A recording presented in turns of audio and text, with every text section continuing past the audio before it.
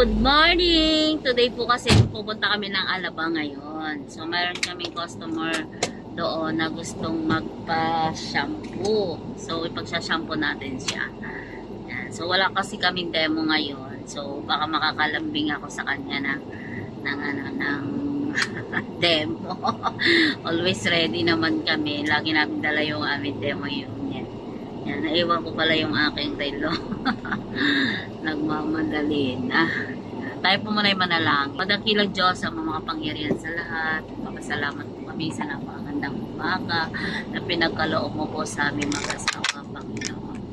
Lord, samahan mo po kami sa aming paglalakbay. Nawa po, Panginoon, God, ingatan mo ang bawat sulok ng sasakyan na ito, Panginoon. God, makarating kami ng ligtas at maayos sa lugar na aming napuntahan.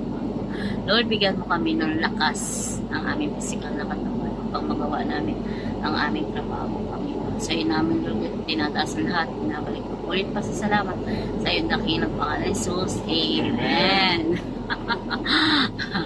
Nako guys, kahapon kami nagpunta ng demo sa Las Vegas. O asawa ko, kala ko nagpipidyo. Yung pala, lalibang siya sa demo namin. Hindi siya nakapag-video.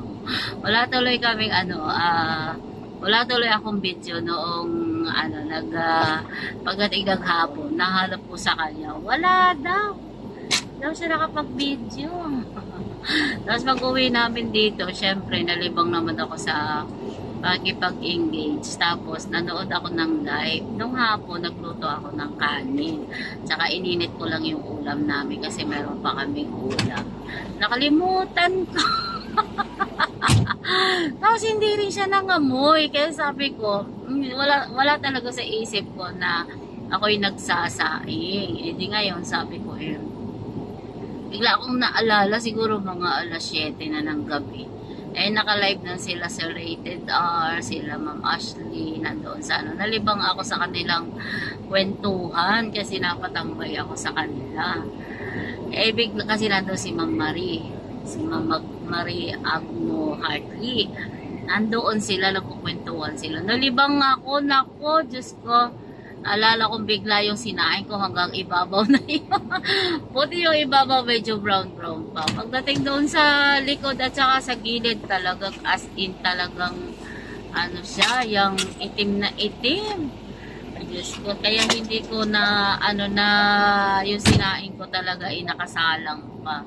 Talaga nakalimutan ko talaga yung sinain ko. Kaya sabi ko, hala. Pinatay ko na kagad yung yung sinaing. Saka pa lang siya umamoy nung pinatay ko yung sinaing. Kaya sabi ko, hala, sabi ko ganun. Yung aking sinaing ay sunog na sunog. Itim na itim. Kahit gawing kape, hindi na siya talaga magiging kape. Sabi ko, parang iba na talaga pag tumatanda na kasi maraming mga bagay na nakalilimutan talaga. Kaya yan guys, payo lang po sa ating mga kasamahan. Pag mayroong niluluto talaga, hintayin mo nang patayin matapos bago tumambay sa isang live or sa pakikipag-engage. Kaya yan, see you later guys. Punta muna kami sa aming work. Mag-work muna tayo. God bless po sa inyong lahat. Salamat sa patuloy na pag-support sa aking mga viewers, sa aking mga followers. Si Lord na po bahala sa inyong lahat. God bless. See you later. Basta! Para hindi na natin siya dadalawin.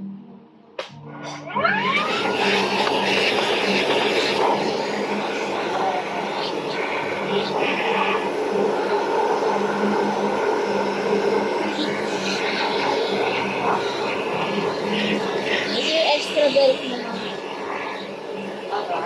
pag-ari na lustret yung kapalit ka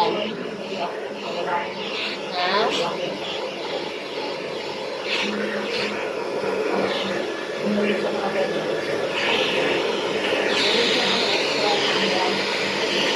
Ma'am, baka meron kang extra mga kaibigan na pwede mo refer sa akin.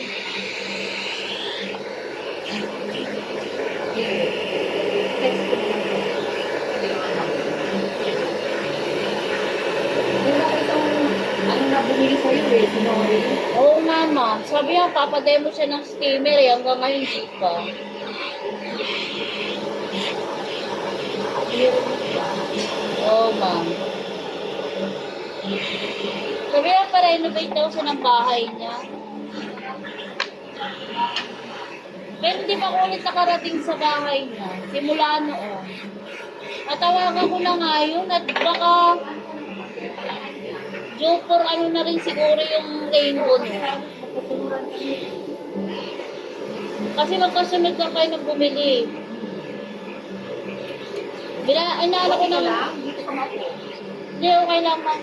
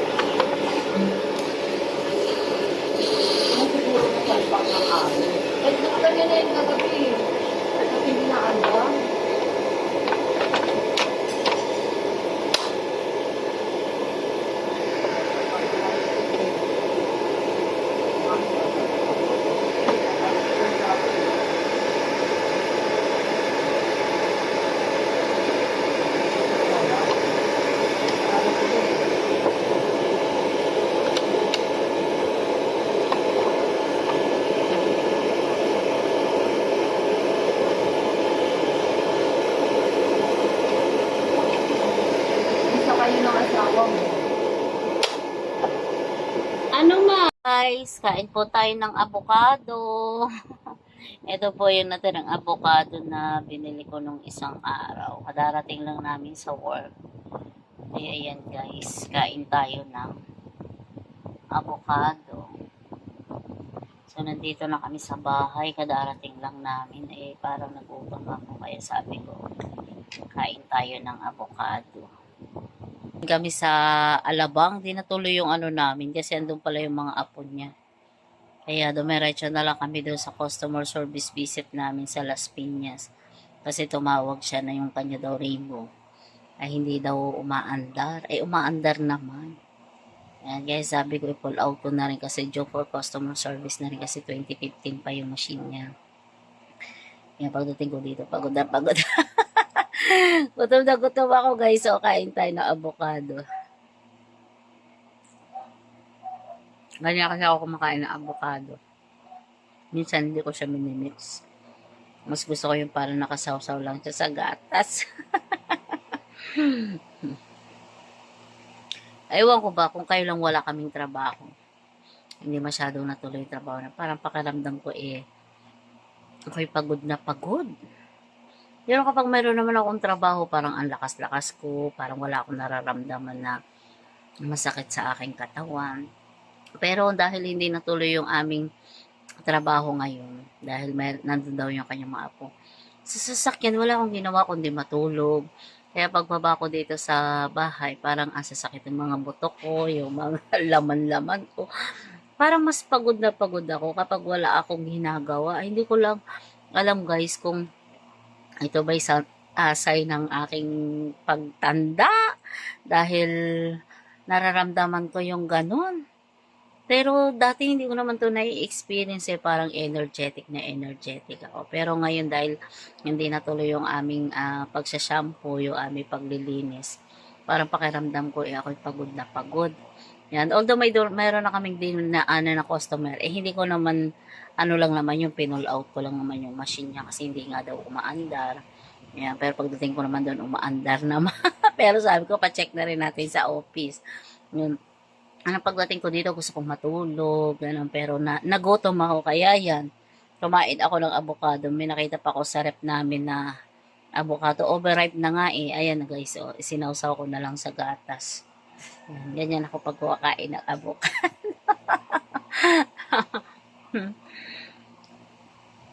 Minsan ayoko ng minimix, gusto ko pag minix siya malamig, lagyan ng yelo. Pero pag ganito, parang gusto ko papak lang. Ayan, inihalo ko lang yung gatas. Tapos saka ko lang kakainin. Ayan, kain tayo guys. Napakwento na naman ako sa inyo. Parang gusto ko lagi may kausap. Ayan guys, so kain tayo. See you later, guys. God bless. Ano bang gusto naman ng aming yan? Ha? Ha? Ha? Ha?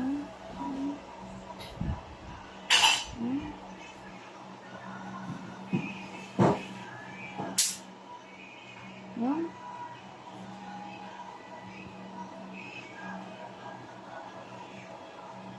Okay. So, nandun naman. Okay.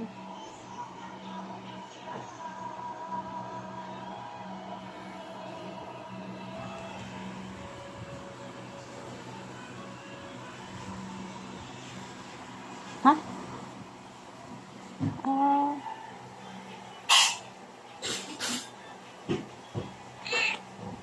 Yes, naman. So, lambing naman. So, lambing naman na yan.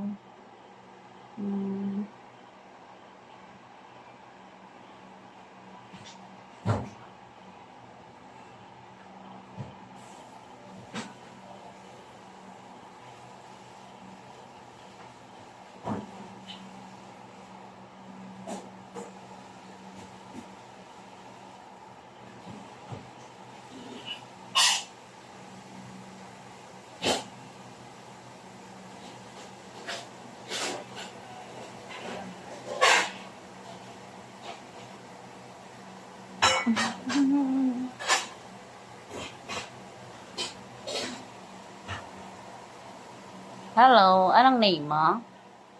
Ha? Anong name mo? Ha?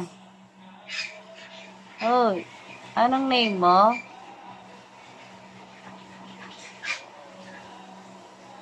Hoy.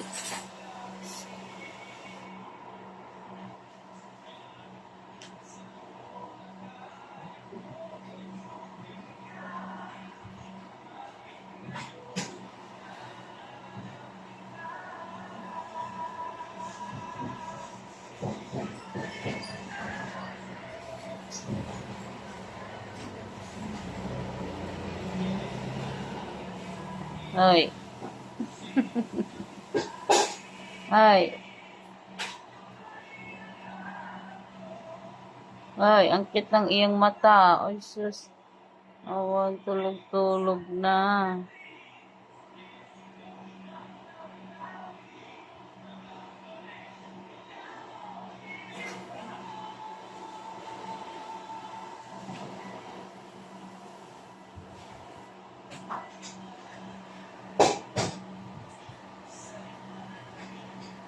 Aba, dyan ka pa sa balikat ka natulog, ah.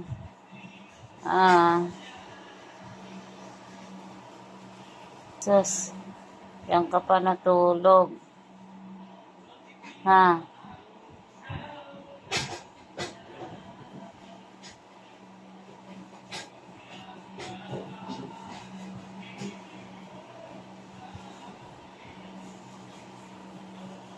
Kapag ganito yung pusa, ay nako, parang hindi ka na naman aalis dito sa bahay namin, ah.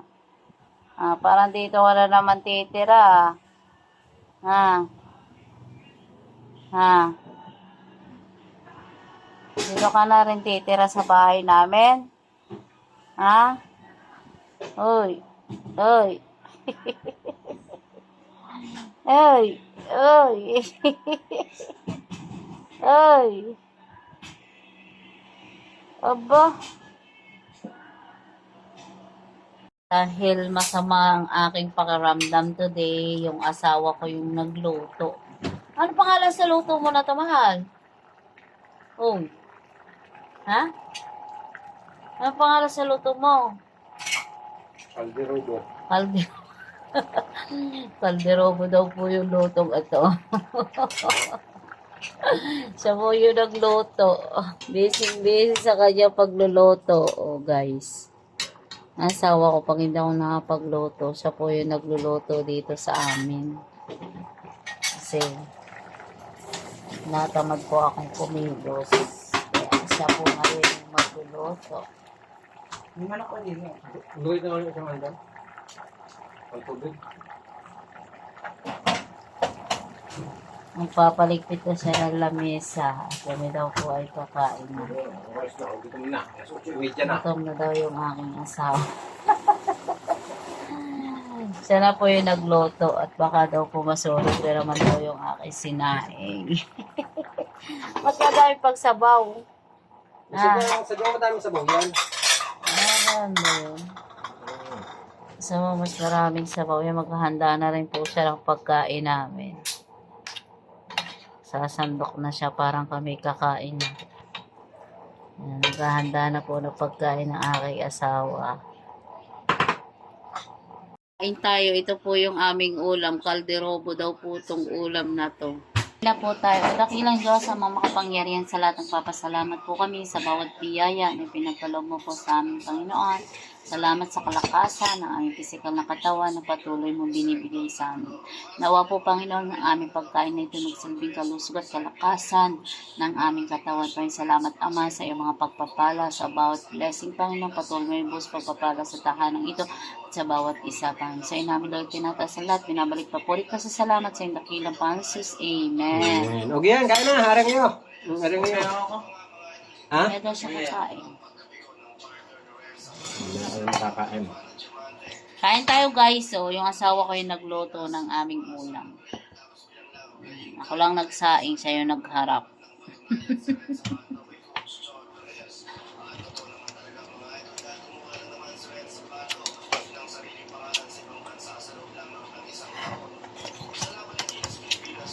Ang init.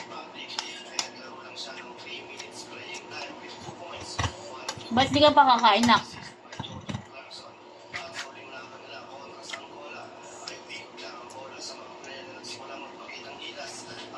Walang tutong. Ha? Wala. Wala daw tutong.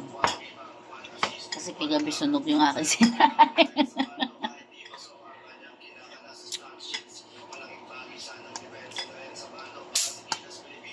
So, siya nagluto calderobo. Parang kaldereta na. Hindi ko alam paano niya niluto. Ito calderobo niya. Lasa? Ayos naman. Masarap. Pwede ka nakalimutan pa ako.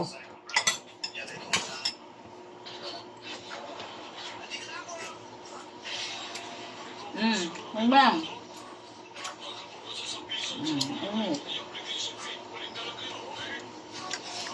Tinatakpan ko yung asawa ko kasi ubad. Kain tayo, guys.